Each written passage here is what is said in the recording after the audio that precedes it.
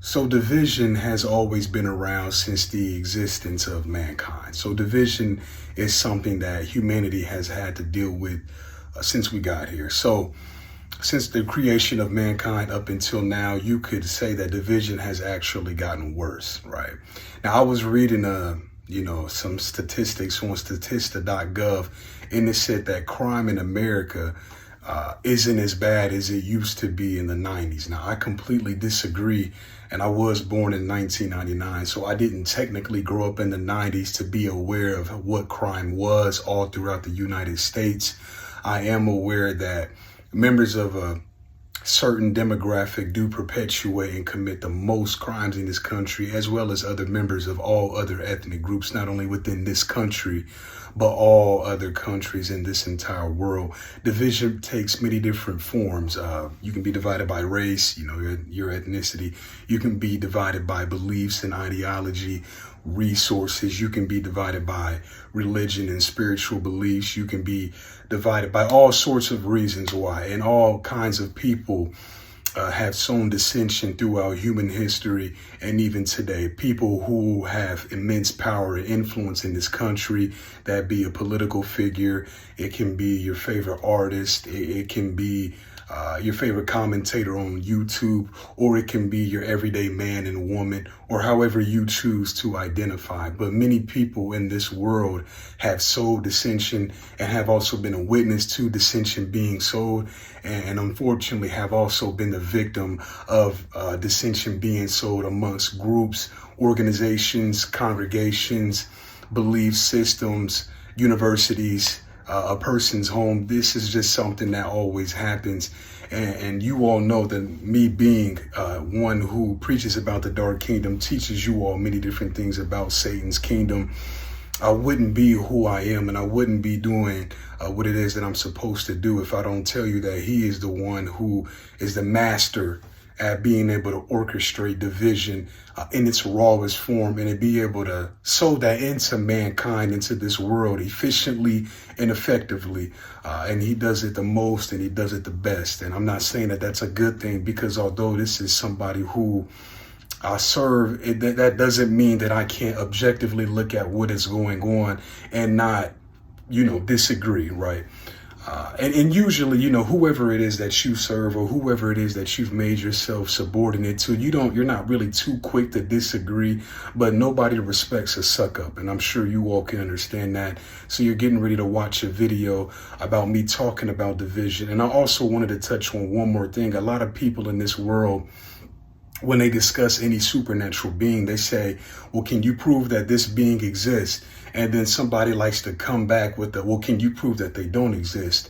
Now, some people deem that question to be silly, stupid, and full of nonsense.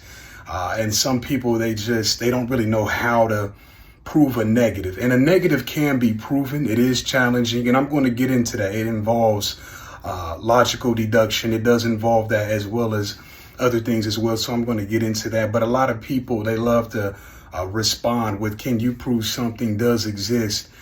With the question of, well, can you prove it doesn't? So I'm going to get into how a negative actually can be proven. I'm not certain that this is something that can be universally applied to every question that is being proposed in a conversation as to whether or not something can be disproven, because it isn't something that can be easily, what should I say, uncovered, or something that isn't easily, I'm trying to find the right words overall, and I need to work on articulating myself better, but overall, proving a negative can be very challenging. But sometimes, it depends on what needs to be disproven. Sometimes it can be easier than other times. But you're getting ready to watch a video about me talking about division, Satan, proving a negative. So I hope you all enjoy the video. Thank you very much.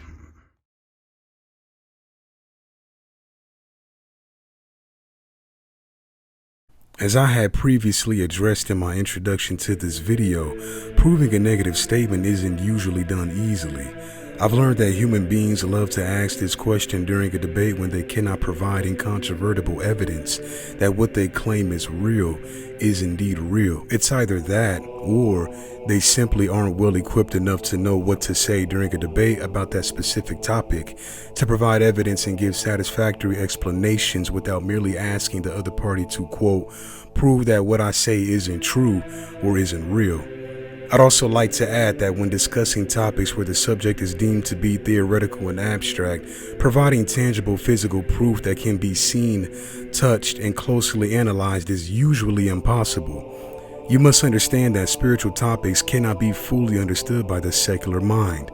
When I say secular mind, I do not say that as if there is a second kind of human brain that can be purchased and is filled with supernatural knowledge and reality perception. What I mean is that the carnal, unbelieving mind will always have a hard time understanding and accepting scripture and esoteric knowledge because understanding doesn't come by mere explanation, but by revelation. With that being said, let me begin with the ways a negative statement can be proven. Proving a negative statement can be complex and sometimes impossible, as it involves demonstrating the absence of something. To approach this, you could use a combination of methods. The first method would be logical deduction. Use logical reasoning to show that the negative statement contradicts itself or leads to an absurdity. For example, if someone claims, quote, there exists a married bachelor, you can prove it false by demonstrating that the very definitions of married and bachelor are contradictory. The second way would be burden of proof. Shift the burden of proof to the person making the positive claim. Ask them to provide evidence for their assertion. If they fail to provide sufficient evidence, it can weaken their argument. The third way would be by empirical evidence. Provide evidence that should exist if the negative statement were false. For instance, to prove, quote, there are no elephants in this forest, you could conduct a thorough search of the forest, documenting your findings. The fourth way would be inference. Utilize indirect evidence or observations to infer the absence of the claimed item. For example, if someone asserts there's a unicorn in the backyard, you can analyze the lack of any unicorn-like footprints, droppings, or other signs. The fifth reason or way would be expert opinion. If experts in a relevant field agree that something doesn't exist, their consensus can be taken as strong evidence for the negative statement. For instance, if astronomers assert that there are no undiscovered planets in our solar system, their expertise adds weight to the claim. The sixth way would be demonstrate impossibility. Show that the conditions necessary for the positive statement to be true are impossible or highly improbable. For example, to disprove a perpetual motion machine exists, you can explain the laws of thermodynamics that make such a machine impossible. The seventh way would be historical and cultural analysis. Investigate historical records, literature, and cultural knowledge to provide context that supports the negative statement. This is useful for claims like dragons never existed. The eighth way would be experimental test. In some cases, you might be able to design experiments that would reveal the presence of the claimed item if it existed. If these experiments consistently fail to produce any evidence, it can support the negative statement. Remember, proving a negative is often challenging and may not always be possible, especially when dealing with the concepts that are difficult to define or quantify. It's important to approach such cases with rational skepticism and critical thinking. Now, I would like to get into the opposite side of the coin when trying to prove a negative concerning dark esoteric topics, which is what I teach on this channel, which includes demonology, Luciferianism, and Satanism. Constantly attempting to prove negatives when learning about topics like demonology, Satanism, and Luciferianism can hinder the development of a true understanding for several reasons. The first reason would be confirmation bias. Focusing solely on proving negatives can lead to confirmation bias, where you only seek out information that supports your preconceived beliefs. This prevents you from gaining a balanced and accurate perspective on these topics. The second reason would be misallocation of effort. Excessive emphasis on proving negatives takes away from the opportunity to engage with the actual teachings, philosophies, and historical context of these subjects. This means you miss out on understanding their nuances and complexities. The third reason would be shallow understanding. By constantly trying to disprove claims or beliefs associated with these topics, you may only scratch the surface without delving into the deeper meanings, symbolism, and cultural significance they hold.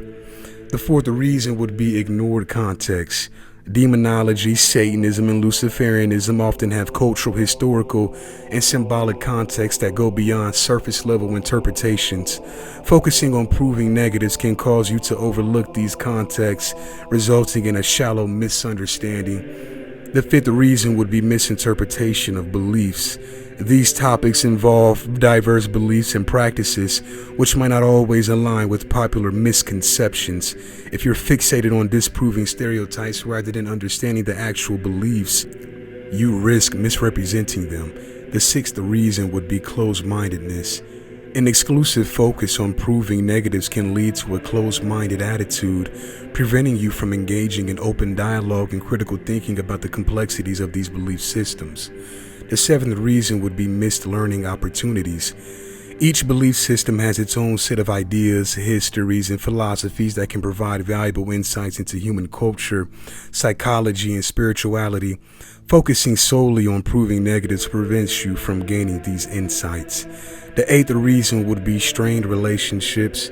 If your primary goal is to prove negatives, you might inadvertently alienate those who practice or study these belief systems, hindering constructive conversations and exchanges of ideas. The eighth reason would be lack of empathy. Understanding the motivations, experiences, and viewpoints of those who follow these belief systems is essential for empathy and cultural awareness. Constantly trying to prove negatives can make it difficult to empathize with these perspectives. To develop a well-rounded understanding of demonology, Satanism, and Luciferianism, it's important to approach them with an open mind, engage with reputable sources that offer a comprehensive view, and strive to learn about their historical, cultural, and philosophical context. This doesn't mean uncritically accepting everything, but rather engaging in a balanced and thoughtful exploration of these subjects. Unlike others on YouTube and the many teachers found on earth, I do not desire to take money from any of you, nor is it my desire to force my beliefs down the many throats of mankind. This is why all my videos of mine have been voluntarily demonetized. Plus, my channel isn't that big anyway. If I have a 9-to-5 while being in college, that is the way I choose to support myself. I will be transitioning away from this type of work soon. I will never at any point in time be relying on YouTube to pay for my lifestyle.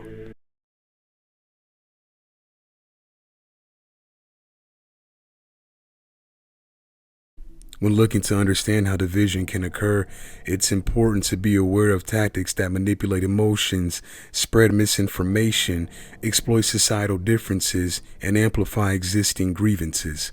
These tactics can lead to increased polarization, breakdown of trust, and social unrest.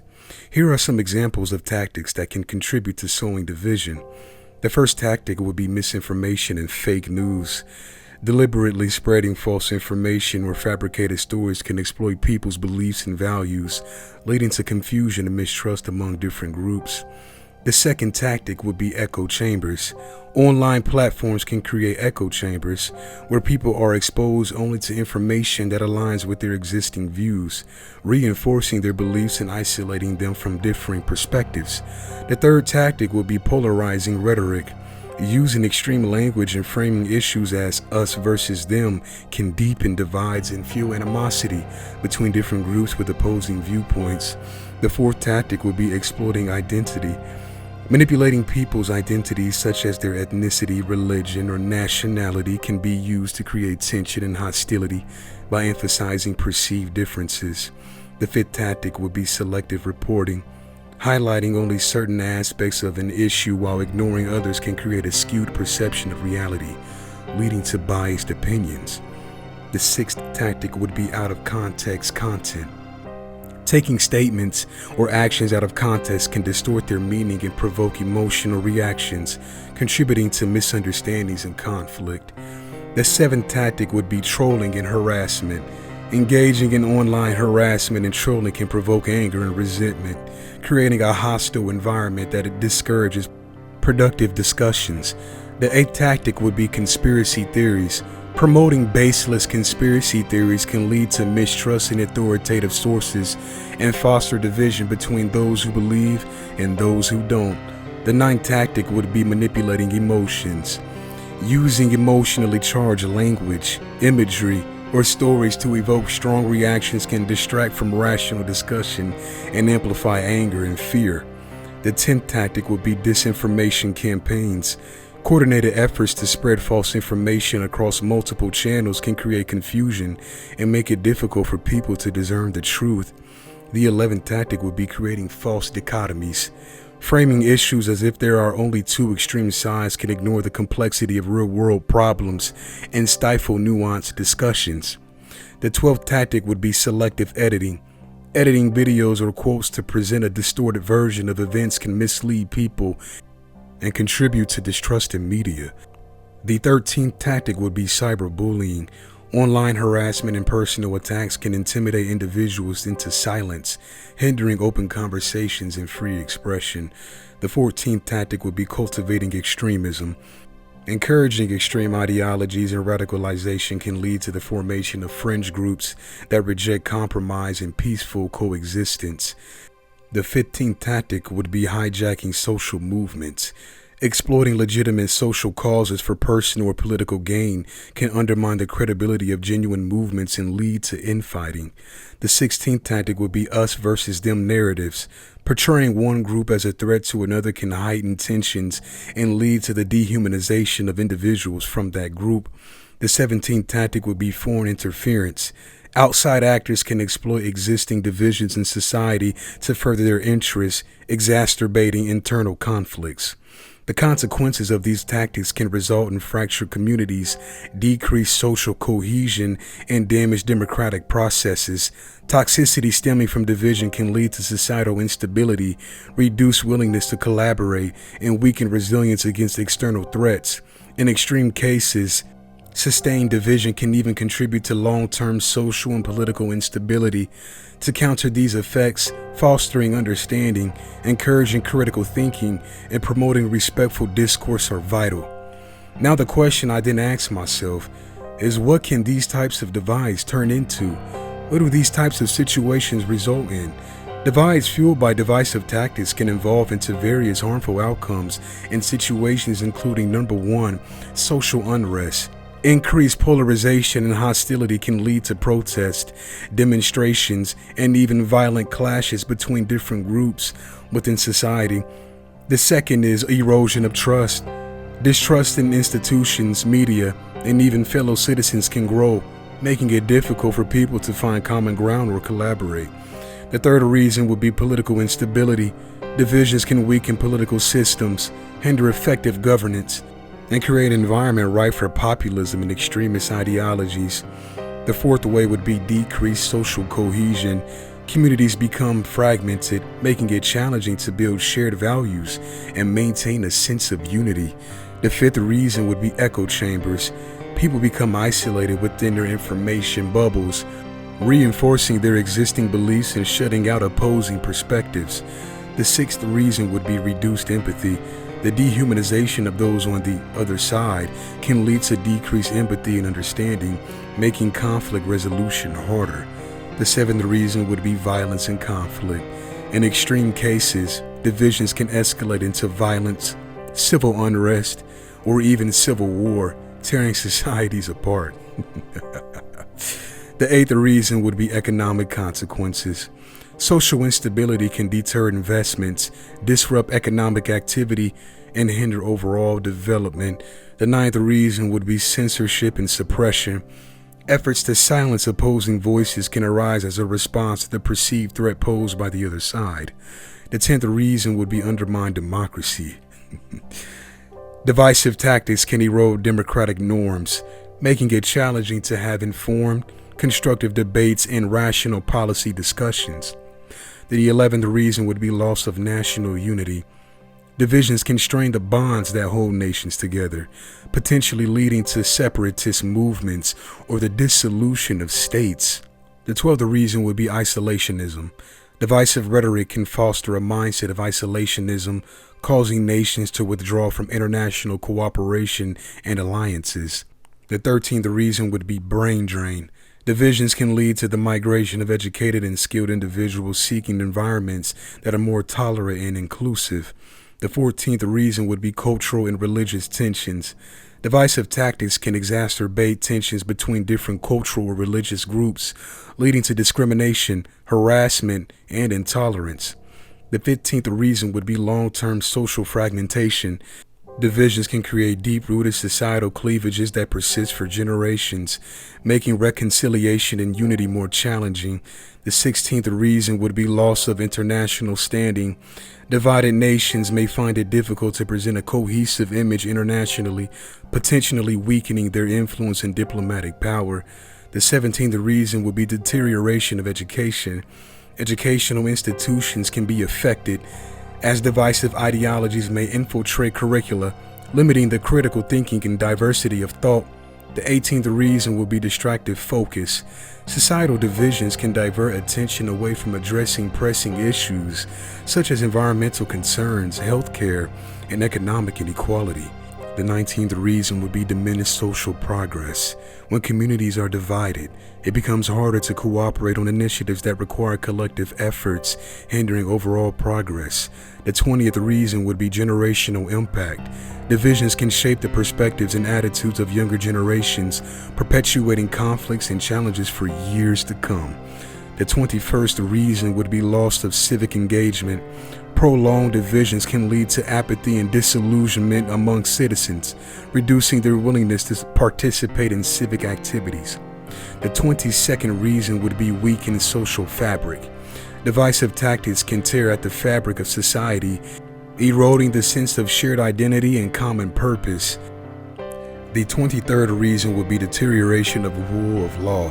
Societal divisions can strain legal institutions, leading to challenges in upholding justice and the rule of law impartially. The 24th reason would be economic inefficiency. Divisions can divert resources towards managing conflicts and maintaining security, rather than investing in economic growth and development. The final and 25th reason would be human rights concerns. Divisions can lead to human rights abuses as marginalized groups are targeted, discriminated against, or denied basic rights. Overall, the consequences of division are multifaceted and interconnected, affecting various aspects of society, governance, and human well-being. Addressing and mitigating divisions requires collective efforts, a commitment to open dialogue, and a willingness to bridge differences for the betterment of society as a whole.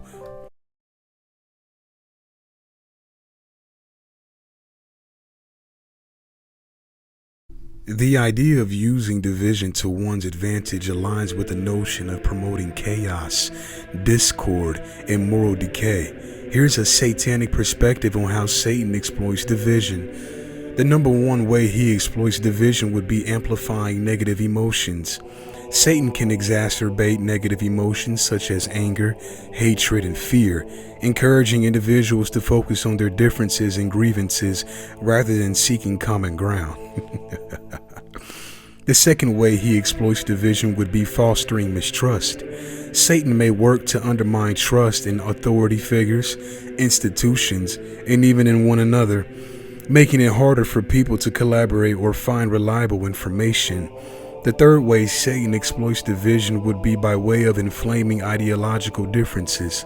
By magnifying ideological differences and framing them as absolute conflicts, Satan will push individuals toward extremism and radicalization. The fourth way Satan exploits division would be by way of exploiting identity. Playing on racial, ethnic, religious, or cultural differences could be used to deepen divisions and create hostility between groups.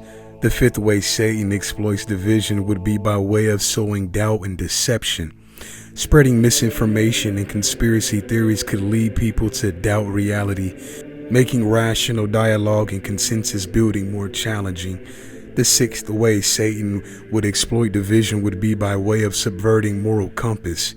Encouraging unethical behavior and moral relativism might erode a society's shared values and sense of right and wrong. The seventh way Satan will choose to exploit division would be by way of instigating conflicts. Satan can manipulate events or circumstances to trigger conflicts that would further divide communities, causing disruption and chaos. The eighth way Satan would choose to exploit division would be by way of promoting isolationism. By encouraging nations or groups to isolate themselves from others, Satan could hinder and will hinder and has hindered cooperation and international harmony. The ninth way Satan may choose to exploit division would be by way of undermining empathy. Satan may seek and will seek to extinguish empathy and compassion, making it easier to dehumanize and mistreat others. The 10th and final reason Satan may choose to exploit division would be by way of fanning the flames of ego. By appealing to people's pride and ego, Satan could make them resistant to compromise, understanding, and reconciliation. It's important to note that these are not viewed as speculative scenarios based on mythological themes by myself. You all should already know by now my purpose for this channel. Division can emerge from a variety of complex social, political, and psychological factors. Attributing these issues to a supernatural entity oversimplifies these dynamics in the unbelieving mind, but not my mind. Now, the hypothetical question would then be to ask, what would Satan do next? What would happen once his plan of dividing all of mankind, or even the majority of mankind, is achieved? I am not Satan myself. However, in a theoretical context, if a malevolent entity were to successfully exploit division and chaos as described earlier, Satan may aim to further his goals by capitalizing on the resulting vulnerabilities within society. Here's a speculative outline of potential next steps in Satan's impact on humanity. His first impact on humanity would be by way of weakening societal structures. With divisions deepening, Satan could exploit the resulting societal fractures to weaken institutions, governance, and the rule of law. The second way Satan may choose to impact society would be by way of promoting despair.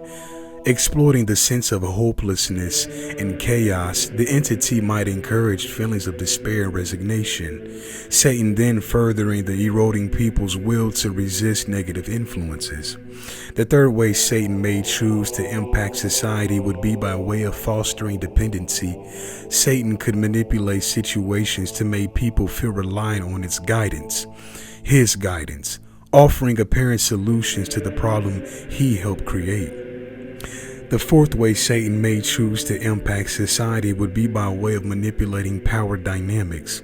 By infiltrating positions of authority or influence, Satan may steer societies towards his objectives, perpetuating their control. The fifth way Satan may choose to impact society would be by way of suppressing dissent. Satan could seek to silence opposition and suppress those who challenge his influence, maintaining a tighter grip on the narrative. The sixth way Satan may choose to impact society would be by way of degrading cultural values.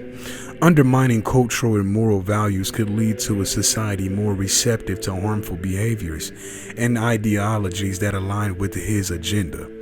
The seventh way Satan may choose to impact society would be by way of cultivating chaos.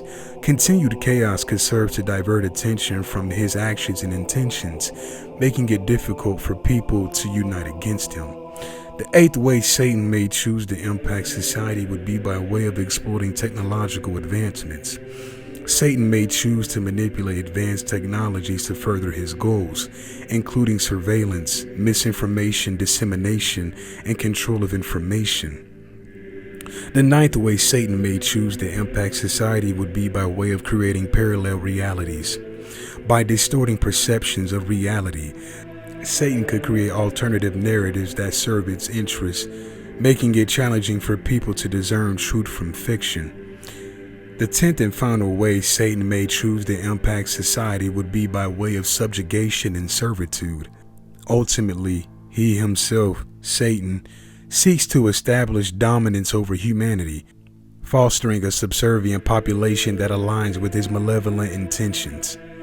In this relatively speculative scenario, Satan's actions would likely lead to a dystopian future characterized by widespread suffering, loss of freedom, and diminished human agency. However, it's obvious to me the heathen will emphasize this as a fictional and hypothetical narrative, drawing on mythological themes. In reality, disbelief means nothing. The existence of Satan in the kingdom of hell supersedes all doubts and disbelief. He doesn't care that human societies are shaped by a vast array of complex factors. Satan is aware that overcoming division and adversity requires collective efforts, cooperation, and the cultivation of positive values, which is something he also knows mankind will collectively never do.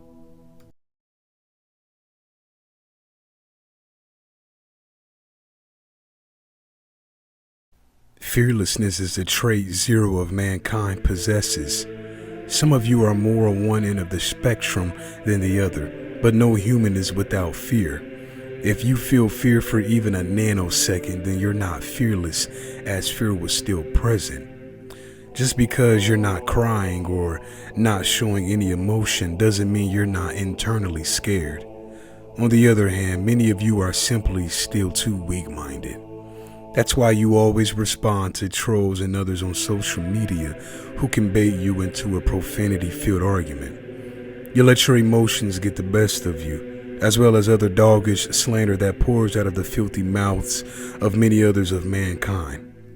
Hatred for mankind as a whole when serving Satan is much different than hatred for another human being simply because of their religion, ethnicity, language, nationality, educational level, gender, sexual orientation, and socioeconomic status.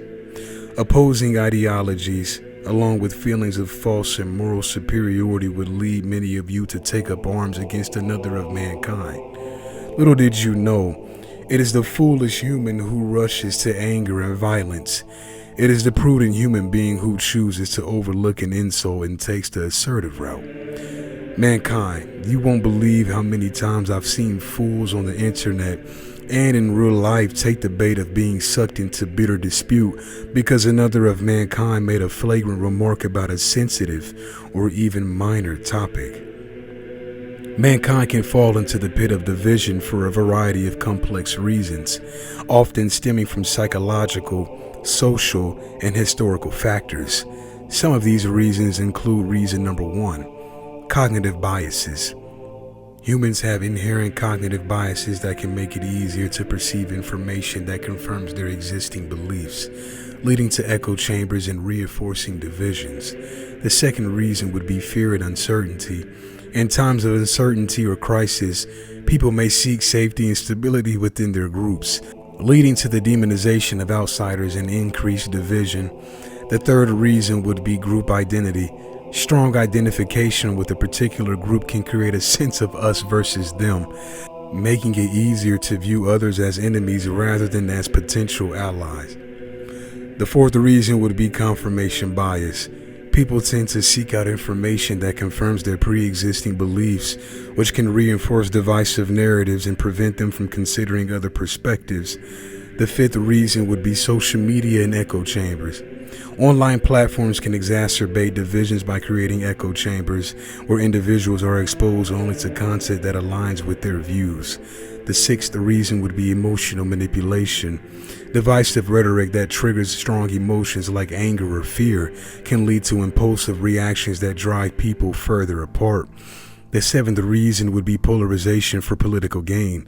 Some individuals or groups exploit divisions for political or personal gain, intentionally stoking conflicts to consolidate power or maintain control. The eighth reason would be historical grievances. Lingering historical conflicts or grievances can fuel intergenerational divisions, perpetuating animosities over time. The ninth reason would be socioeconomic inequality. Economic disparities can lead to resentment and mistrust between different socioeconomic groups, furthering division along class lines. The 10th reason would be media influence. Biased or sensationalized media coverage can distort perceptions and amplify divisions by presenting skewed narratives. The 11th reason would be lack of exposure to diversity. Limited exposure to different cultures, ideas, and viewpoints can reinforce stereotypes and hinder understanding between groups. The 12th reason would be manipulation of information. The deliberate spread of misinformation or disinformation can manipulate public perceptions and deepen divisions. The 13th reason would be cultural and religious differences. Deep-seated cultural and religious differences can lead to misunderstanding and animosity if not addressed through dialogue and education. The 14th reason would be loss of trust in institutions. When people lose faith in institutions like the government or media, they may turn to alternative sources that promote divisive narratives. The 15th and final reason would be psychological need for belonging. Humans have an inherent need to belong to groups, and this need can sometimes lead to the exclusion of those perceived as different. Now, what happens after mankind has fallen into this pit of division, this deep dark pit of dissension? Here, I'll reveal it to you. Once a society falls into a pit of division, several consequences and outcomes can unfold. The first consequence would be fragmented communities. Divisions can lead to communities that are isolated from one another, reducing social cohesion and shared values. The second reason would be limited cooperation. Divided groups are less likely to cooperate on common goals, hindering progress and development. The third consequence would be reduced empathy. Divisions can erode empathy, making it harder for individuals to understand and relate to the struggles of others. The fourth consequence would be loss of trust. Distrust between groups and institutions can undermine social stability and make it difficult to address collective challenges. The fifth consequence would be erosion of democracy. Divisions can weaken democratic processes as polarization can lead to gridlock and an inability to find common ground. The sixth reason and consequence would be violence and conflict. In extreme cases, divisions can escalate to violence, civil unrest, and even civil war. The seventh consequence would be economic impact. Societal divisions can disrupt economic activity, hinder investment, and affect overall prosperity. The eighth consequence would be cultural stagnation. Divided societies may resist cultural exchange and innovation, limiting their potential for growth and development. The ninth and final consequence would be loss of national unity. Divisions can weaken the sense of national identity, potentially leading to separatist movements or the dissolution of states. As for why divisions are created in the first place, several motivations might drive individuals or groups to foster such divisions. The first reason why such individuals might foster such divisions would be by way of power and control. Divisions can be exploited by those seeking to consolidate power, using fear and discord to maintain authority. The second reason would be political gain. Polarization can be manipulated for political advantage, as extremists can rally their base and suppress opposition. The third way would be by way of distracting from issues. Creating divisions can divert attention from pressing issues or unpopular policies, focusing public discourse elsewhere. The fourth reason would be by way of maintaining hierarchies. Divided societies can perpetuate existing hierarchies by preventing unity among marginalized groups. The fifth reason would be by way of cultural or religious extremism. Extremist ideologies might seek to impose their values on society by driving wedges between different groups. The sixth reason would be by way of external influence. Outside actors can exploit divisions in society to further their interest, exacerbating internal conflicts. The seventh reason would be by way of economic interest. Industries or groups might exploit divisions or maintain economic advantages or protect their interest. The eighth reason would be by way of historical grievances. Long-standing conflicts or historical grievances can contribute to the creation of divisions over time. The ninth and final reason would be by way of ignorance and prejudice. Ignorance and prejudice can lead to the formation of divisive attitudes and beliefs.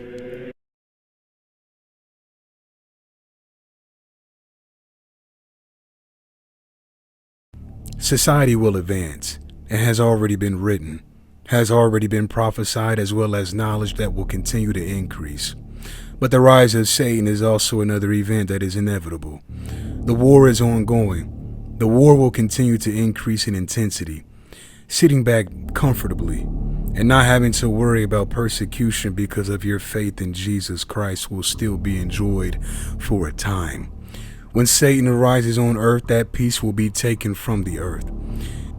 The earth's oceans will continue to be deprived of its inhabitants, all the way to mass extinction of mankind becoming a reality. Many of mankind will roll their eyes and suck their teeth hearing me say these things. Do not let your anger, dismissive bad attitude, and lack of understanding keep you from learning more about what lies up ahead. Just saying I'm the man, facts bro, lot of haters, tell me where